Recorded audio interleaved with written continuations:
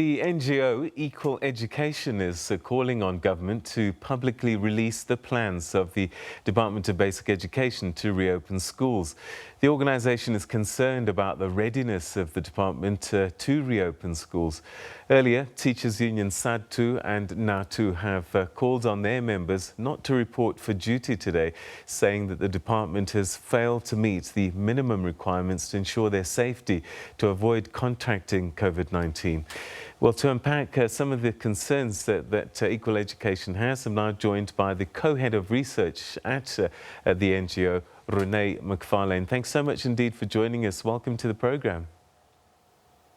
Thank you so much, and good evening to your viewers. All right, let's begin by saying we've seen the department through Minister Angie Motshekga giving press media briefings. You didn't hear enough at that briefing to satisfy you that the department was ready? To be honest, Peter, the answer to your question is a definite no.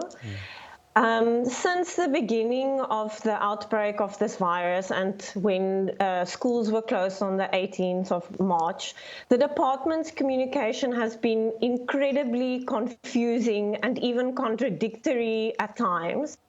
And throughout the various briefings that the minister has given, she has failed to demonstrate exactly what is in place, what still needs to be done, what the timeline is for that to be done, and generated a sense of confidence that things are in place and the department and the various provincial departments are ready to reopen schools.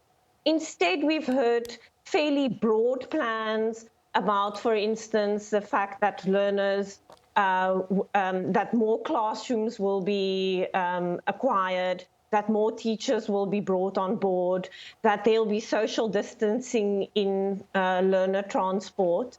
But the practicalities of that, in terms of how much is in place, how much still needs to be acquired, by when will this happen, has been incredibly vague. And the result is that the department hasn't taken the public into its confidence and reassured parents, learners, and teachers that there's a clear strategy to get us towards school reopening.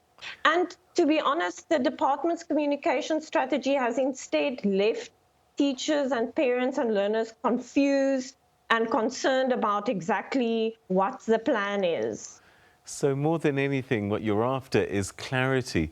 What sort of things would you like cemented and very clear? What would be a clear picture of what things should look like? For example, I arrive at school, what should I see there? Well, the department, as I say, have laid some of these out in very broad terms. So, for instance, every school should have access to water and to decent sanitation facilities. But we don't know the exact progress of the department in actually delivering these to all schools. We know that there's supposed to not be more than 40 learners in a classroom. The department has said that it's acquired 400 additional classroom spaces. But the Western Cape Department of Education has recently said that to ensure social distancing for a full cohort of learners, 1,000 additional classrooms. We want to know exactly what the plan is in terms of curriculum recovery. There's only been some leaked documents that have been circulated in the public, but the department hasn't clearly communicated what its strategy is around that. We want to know exactly what's in place in terms of psychosocial support for learners. We know that under normal circumstances, it's really hard for learners to get access to those services, and our schools are severely underserved. And we know that the requirement for both learners and teachers to be able to access those services will be so much more heightened when learners get back to school. There is obviously this difficulty that, there's this shifting debate in the science about how vulnerable learners really are and how much of a contributing factor or to what extent they can transmit the virus. Right. But our position is that until there is not clarity in the science, the department firstly must communicate clearly what science it's relying on and must make sure that as far as possible, it's able to mitigate the risk for both learners and teachers and for communities around schools. Have you engaged with the department about this detail that you require, and what have they said to you? Do you get a sense that they don't quite have the detail because it hasn't really been formulated yet, or is it just that they're not sharing it? We have written to the Department of Basic Education on various occasions to raise our concerns. We were also invited to a consultation meeting of sorts where the department really only delivered the same presentation that it ended up delivering in Parliament, which didn't provide the type of clarity that we were hoping to see from the department. If you think about the fact that SMT members were supposed to return to schools today, and learners are supposed to return to school in about 3 weeks. You'd expect quite concrete plans at this stage.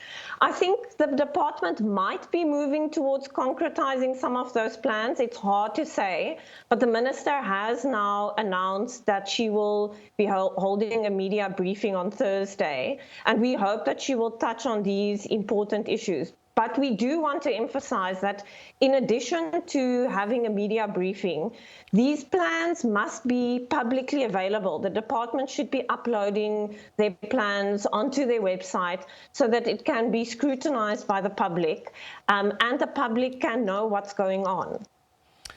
And then when I think about what you do as Equal Education, you must be concerned about the vulnerable schools and vulnerable children.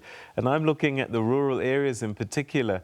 They would probably need much more support, especially when you start talking about things like transport and classroom sizes and even water to wash hands.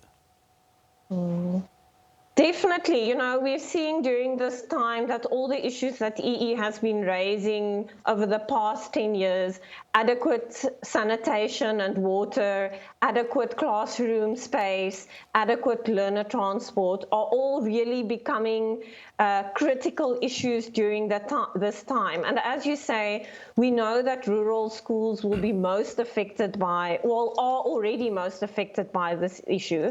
And the really concerning thing is that the department has kind of made noises around allowing schools to reopen whenever they are ready and not allowing schools that are not ready to reopen.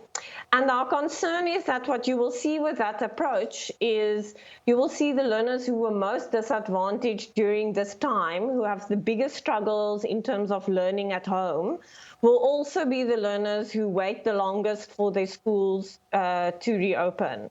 So it's especially important that in rural provinces, we hold the national and provincial government to account, and that communities and learners monitor what's happening in their schools to ensure that their rights are being protected. All right, it's the 11th of May now. We're supposed to be back at school about 4 weeks ago. I mean, is it even possible to catch up, even with the best intentions now?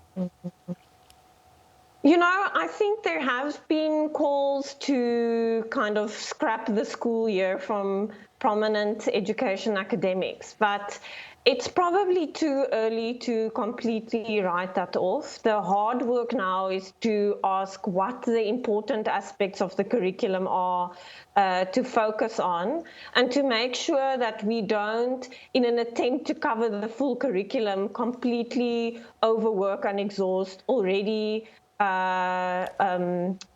stressed and anxious teachers and school communities. All right, so as we start to wrap this up, clarity, what else could the department be doing better?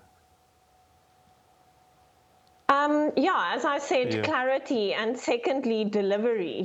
We are 3 weeks away from schools being open, or the proposed date. we now need to see the department saying, this is what is in place. You know, we want to actually see those water tanks arrive at schools. We want to see personal protective equipment arrive at schools. We know that in the Eastern Cape, for instance, there's been problems with procuring PPE, and so that might hold back the reopening of schools in that province.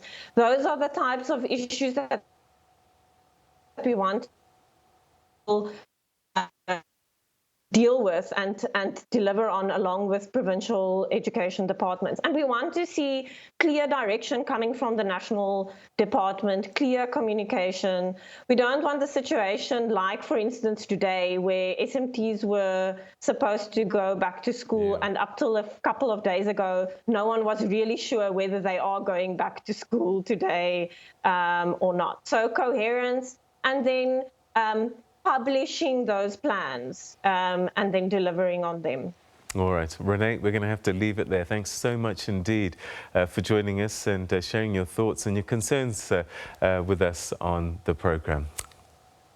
Thank you so much. All right, that was Rone McFarlane, who's the co-head of research at Equal Education, concerned about the lack of clarity and detail from the Department of Basic Education about the plans that they have to get our kids back in school.